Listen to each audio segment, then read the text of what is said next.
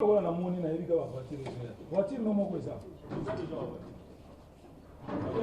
Les voitures non. Ba on na voiture, ni mo dia ni ça total comme côté na moto.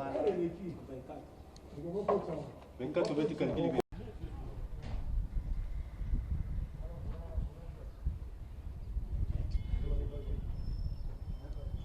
Wana da steya, muna da steya. Ce sont des amis.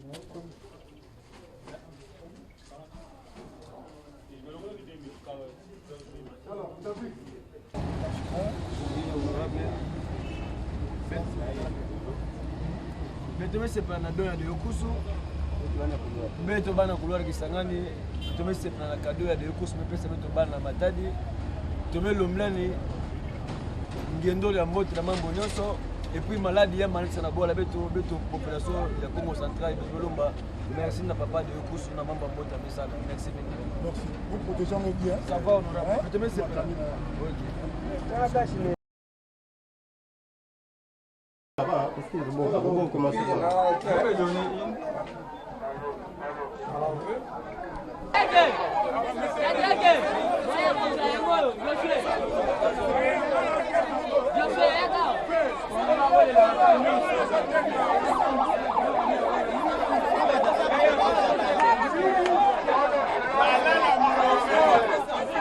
Maman, ça va pas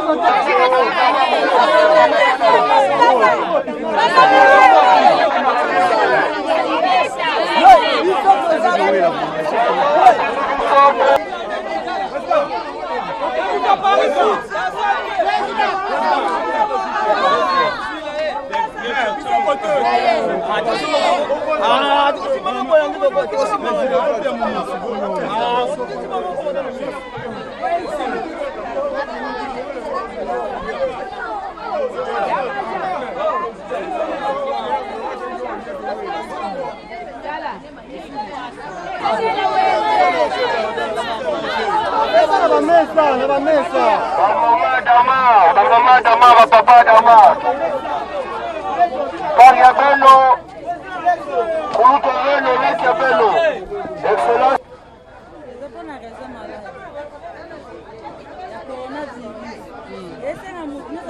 Protéger là, ta cache-nez. Pour se protéger.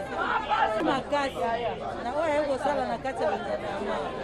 A continuer ka ko sala.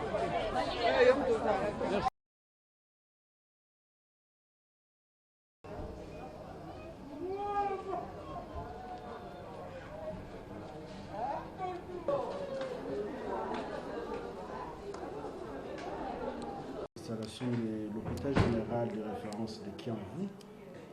Il est vrai, comme vous l'avez dit, il y a un seul événement ce jour-ci, c'est le coronavirus. Et vous êtes sans ignorer qu'il y a déjà des cas dans la ville de Matadi. Et si nous voyons bien, c'est nous qui sommes au front vis-à-vis de cette pandémie. Et nous devons nous protéger de manière à prendre en charge ceux qui vont tomber malades par la suite.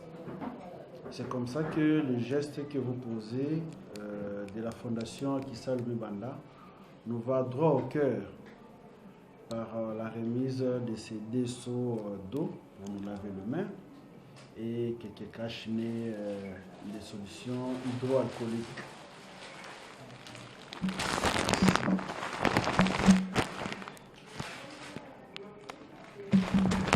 Merci beaucoup. Je crois que nous allons les utiliser à nous protéger vis-à-vis de cette maladie. Nous vous remercions pour ces gestes. Je crois que c'est le premier geste à poser à l'hôpital, mais ce n'est pas le dernier. Parce que c'est vrai que les événements, il y en a toujours à tout moment. Et nous serons heureux de vous recevoir une fois de plus chez nous dans nos installations de l'hôpital général de référence de Kiamvu. Au nom de tous les agents de l'hôpital, nous vous disons.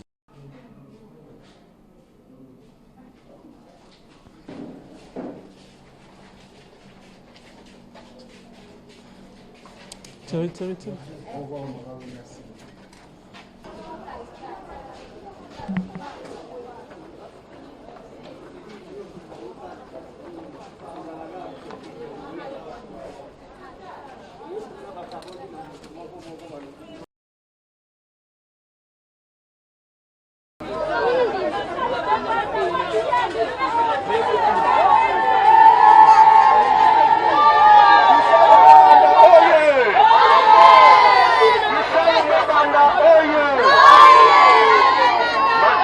Diaka samu na belo kesho la kadeo kusu mingi. Yani kesho la kadelo.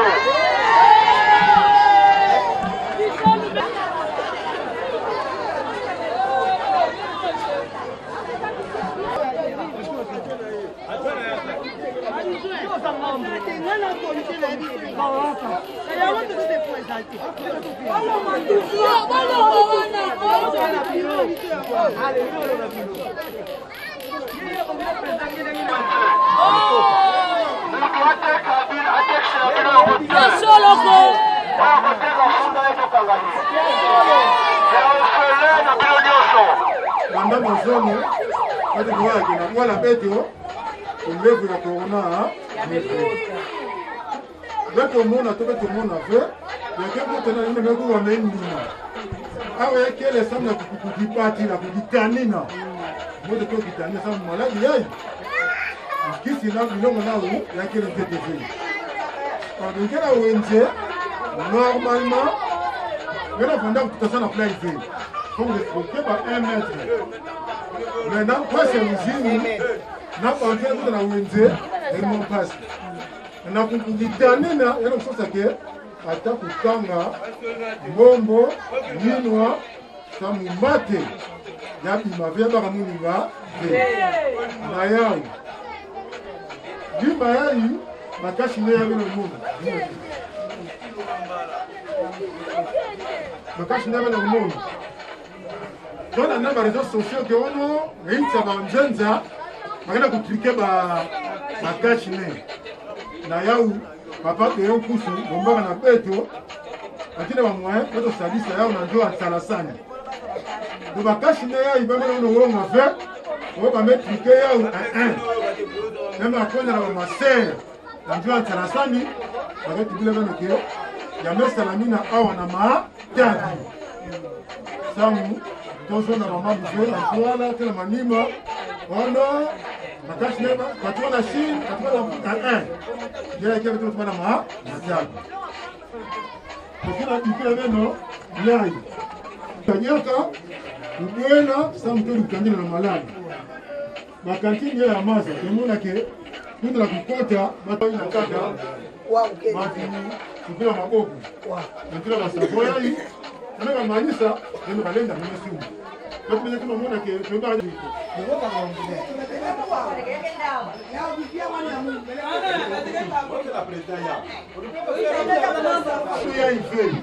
Kama fait chasser, elle a qu'à une respiration.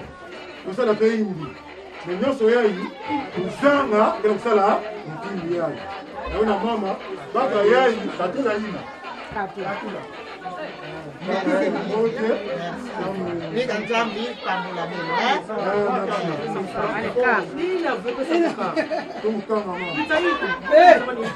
yai ngana sukula yangu emere pase.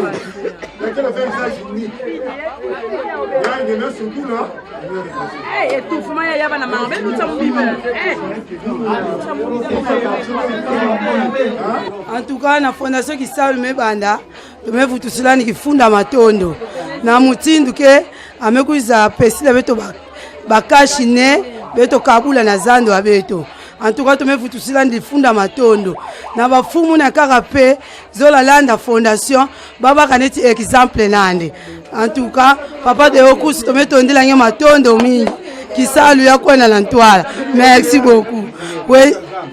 Wenza beto wenza nzanza. Nzanza molakisi.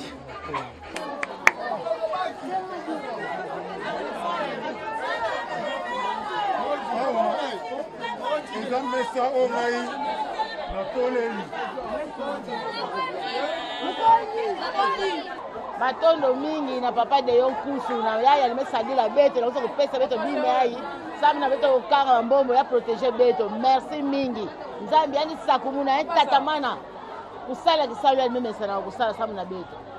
Merci zandu ya nzanza zandu ya nzanza ya beto kele. Merci mingi.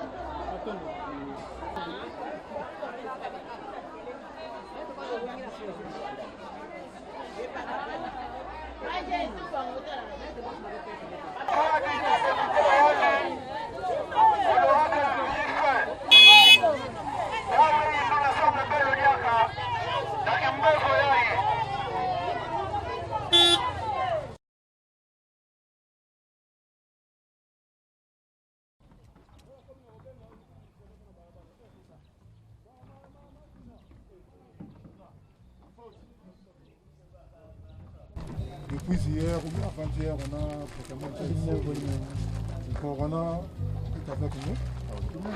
Vous êtes au front. Vous ne pouvez pas rester là sans vous soutenir. Il y a des lave-mains, il y a des détergents. Ouais. Ça, c'est sans l'eau. Hein? Oui. Ça, avec l'eau. Pour les malades, ça, c'est du masque. Merci beaucoup. Très gentil parce que le problème qui est là, nous manquons surtout des masques. C'est ce qui nous semble difficile. Vraiment, tel que vous venez de le faire, nous vous remercions. Quel mot vous pouvez dire à son classe de Yonkous? Bon, qu'il fasse bien son travail. Que Dieu soit avec lui. Merci beaucoup. Matondo.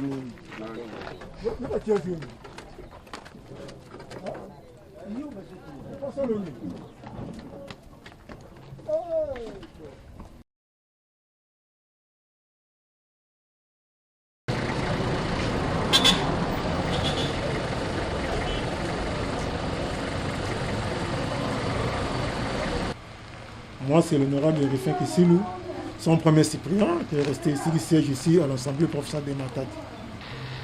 Vous savez que la pandémie qui touche le monde, mais ici chez nous au Congo central, précisément à Matadi, c'était à partir de l'avant-hier. On a annoncé qu'il y a des cas ici. Pour cela que son Excellence de Yonkous Okunzi on a fabriqué ces masques localement ici chez nous à Matadi, en disant à Salassani, pour consommer local. Et nous souhaitons que ça puisse s'étendre par-ci par-là. Donc, dans le maximum de 100 ans de France de Brousse et maternité. Merci beaucoup. Merci. Merci. L'identité, c'est le docteur Didier Mena. C'est important. Tout à fait, ce sont même vous-même des masques pour vous protéger. Ce sont des gels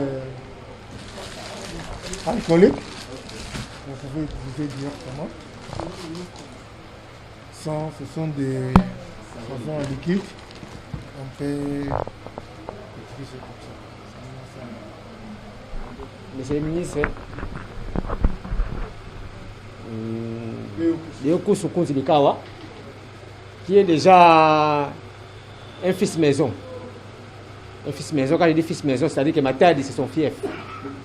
Et devant une situation pareille, une pandémie aujourd'hui qui menace presque tout le monde, nous, les personnes de santé, nous sommes au premier front. Nous sommes parmi les gens qui sont les plus exposés. Les plus exposés, c'est-à-dire que nous recevons chaque jour des gens qui viennent, des visiteurs, des malades qui sont avec nous ici. Et nous recevons toute catégorie de malades, toute catégorie de personnes. Et nous sommes exposés. Donc nous devons aussi être protégés, à minima.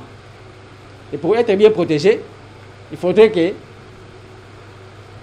les gestes barrières puissent être respectés d'abord à notre niveau, avant que nous puissions sensibiliser tout le monde, comme nous le faisons. Et ce geste que vient de poser la Fondation, au travers de lui-même, son Excellence, nous va droit au cœur. À mon nom propre et au nom de tous les personnels de Mvouzi, nous lui disons grandement merci.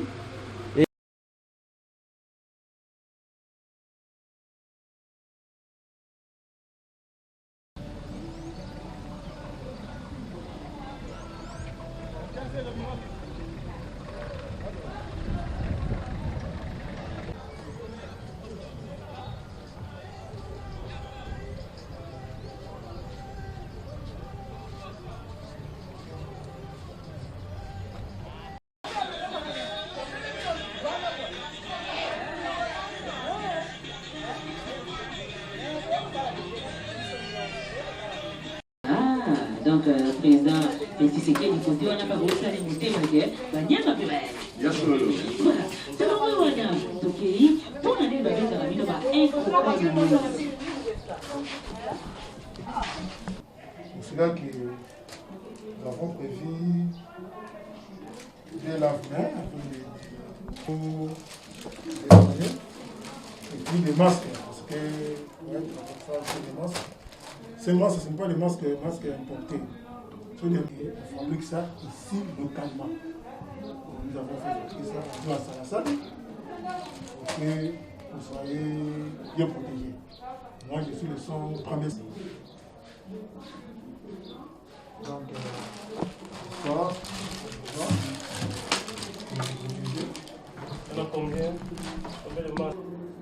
Les problèmes que nous parcourons ces derniers temps, c'est un problème mondial. Nous savons qu'il y a une pathologie qui est en train de causer désolation, mort et désolation des personnes. Une maladie causée par le Covid-19, donc une maladie très contagieuse. Et depuis, je crois, avant-hier que nous avons appris qu'il y a 2 cas qui ont été diagnostiqués ici dans la province. C'est pourquoi nous avons eu même peur. C'est pourquoi vous me rencontrez d'ailleurs avec le masque. Parce qu'on se disait, mais qui peut venir nous secourir par rapport à ça? Parce que nous sommes au front. Nous sommes exposés à la maladie. Chaque fois que nous recevons des malades, ça nous donne un peu d'inquiétude. Alors, c'est un geste vraiment louable que nous remercions beaucoup parce que nous allons devoir nous protéger nous aussi face à cette maladie, à cette pandémie. Donc nous disons merci une fois de plus pour ce geste que vous venez de poser auprès de l'hôpital Saint-Gérard. Donc nous vous remercions infiniment.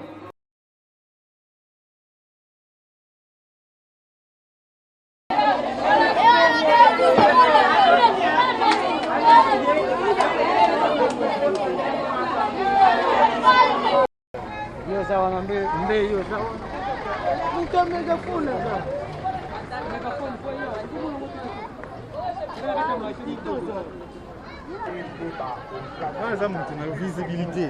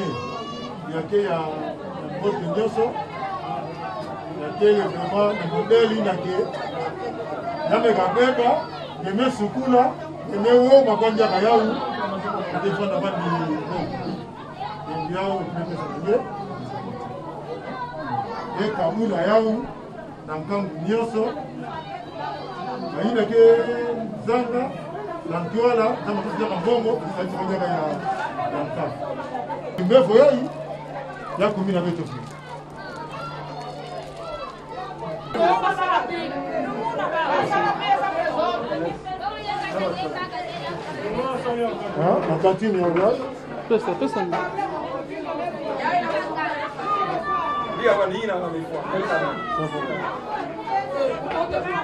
merci mingi na fondation Kisalume Banda etimezaba yina ngesala déjà na matadi même temps on voit gouverneur etimezaba yina voit salaka on voit proche na yani et tu bilandi betumelomba merci beto batu ya Minkondo car il marche fait même na kizungudi la beaucoup la Minkondo betumelomba merci mingi ani lemba fait ani continuer kusunga beto parce que ba difficulté que mingi ya wana marché et puis tant même vana gouvernement me kalomba vana ba pesa beto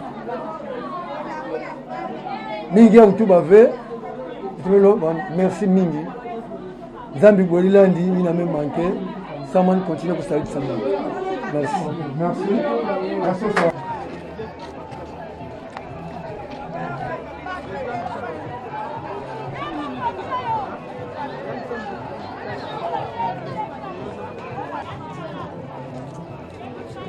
Ngapena koloba bolacha.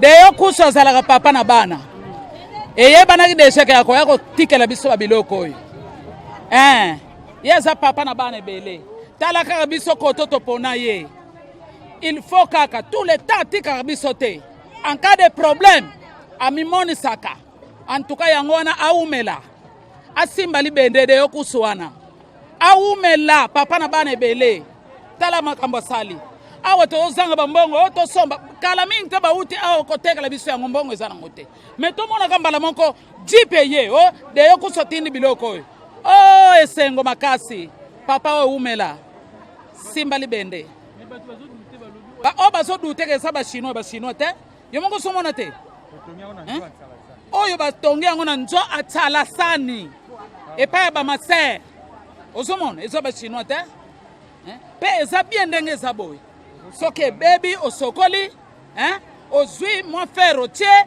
ale ozongisi susu omoni teke eza bien biloko apesi biso oh eza bien aumela asimba libende nzete te mpo nzete kobukana papa ya tete mevutila nza matondo na nzola nani kati ya beto merci fumu kana fumu nzambi tushekenge ve ngele nda sala acte ya eve me komi nzambi ke tuwadisaka nge yange mesala acte yae samu beto to se protéger bika nzambi sakumuna nge umela papa beto ke kaka ngeke na ntima beto bete na ntima nge nzambi sakumuna nge élevation toujours merci.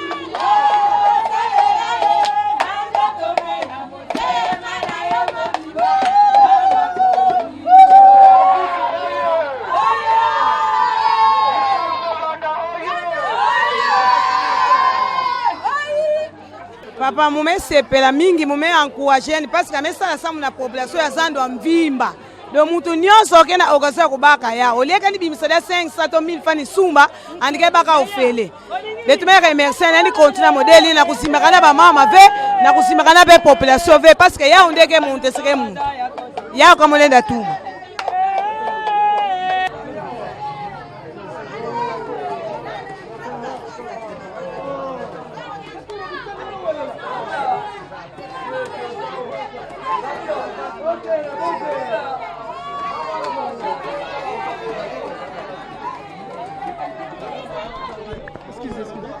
Fondation Kisalume Banda de Yonkusu asali akaniseli ba mama ya Mvoadu ya marché Mvoadu puisque awa ezali siège oyoyo ezo sangisa différents ba teki ba membre ya Villa Matadi Nzanza Mvuzi na Matadi acte oyo sali obosali to remercier bino na acte oyoyo mais ezala ya liboso mais ezala ya suka te donc tozongisi matondo mingi na Fondation Kisalume Banda.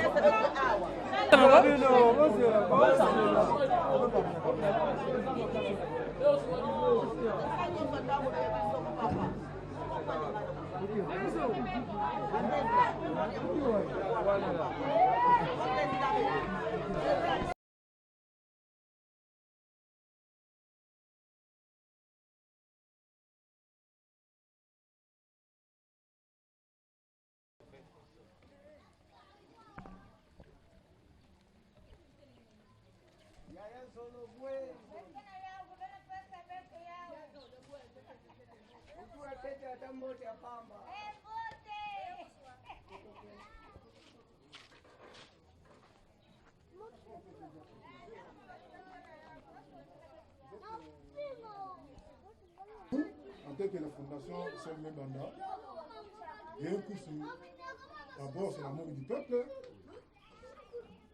l'autorité de proximité. Avec tout le monde de la fondation, nous sommes venus ici pour vous venir fêter le cas chinois.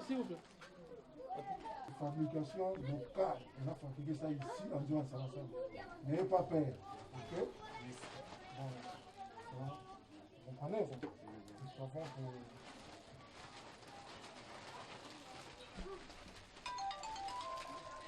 ici, ce sont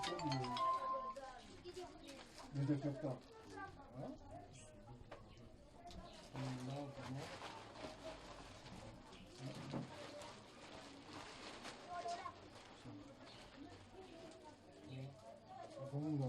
Matondo mingi c'est parce que mambo ya ibatumika kena mona kundirea kika aventure mais vraiment na ya bi message la beto na kumbo ya beto nioso na centre awa malgré mo moska mikutana awa na kilokula yai mais vraiment beto mevuta matondo mingi bika nzambi sadisa beno sambeno tatamana kusadisa ka beto na ba bifuli ya modele yai centre de santé d'etat ya Nzinga Lutete na Trabeka.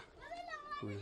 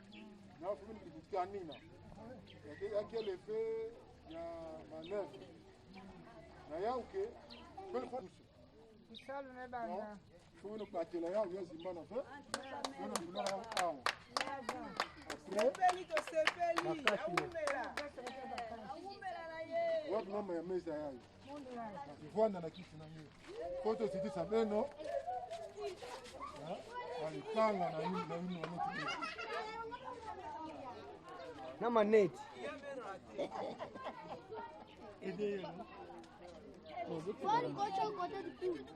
Papa yozo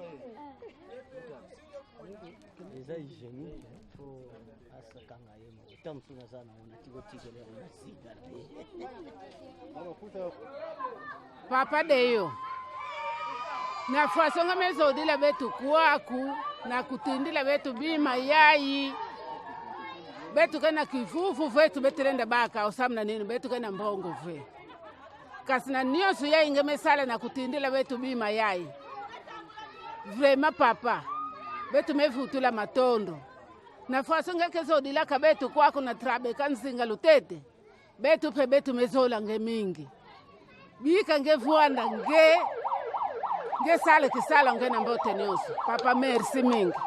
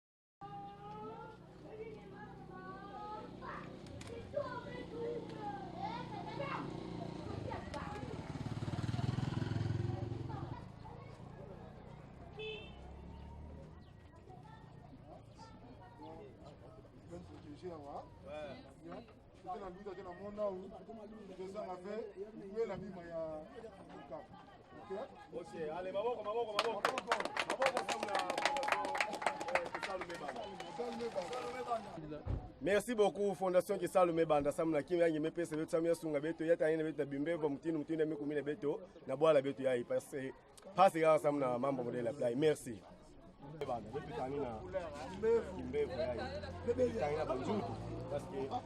Mambo modela apply. Nenda kwenda mudilala na ngemuntu kwili wele mwana mama.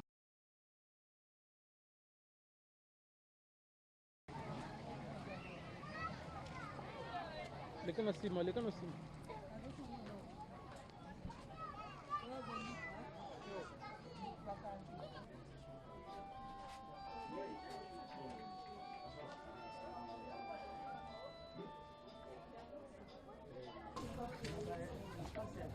Avec la pandémie qui touche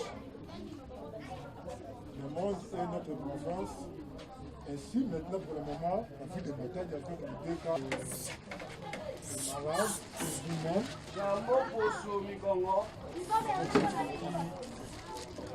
Ça fait des chaînes, les infirmiers. Chaque fois, ils disent, là, on ne fait pas exactement,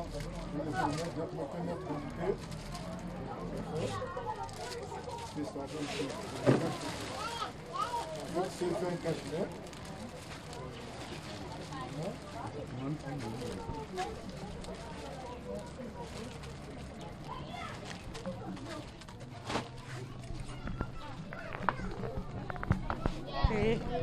Oui, merci beaucoup. Nous sommes très contentes pour tout ce que vous venez de faire.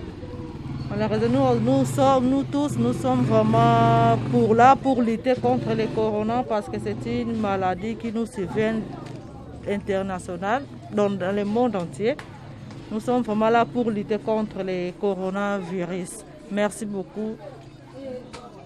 On nous aime très bien. Merci pour le chef de Léon Koussou qui nous a doté ça. Nous lui remercions beaucoup vraiment.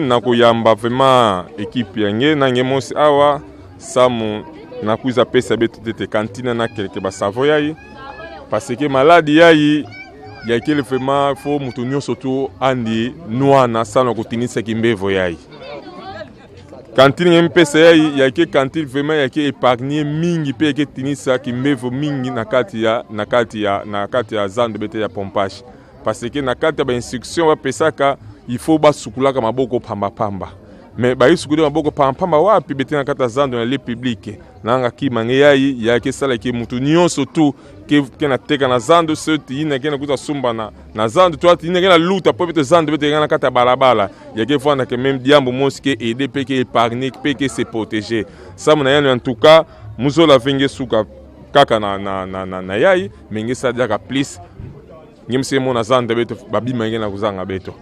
Donc, il y a que les volontés. Ngemo si mi kato na ntima nge.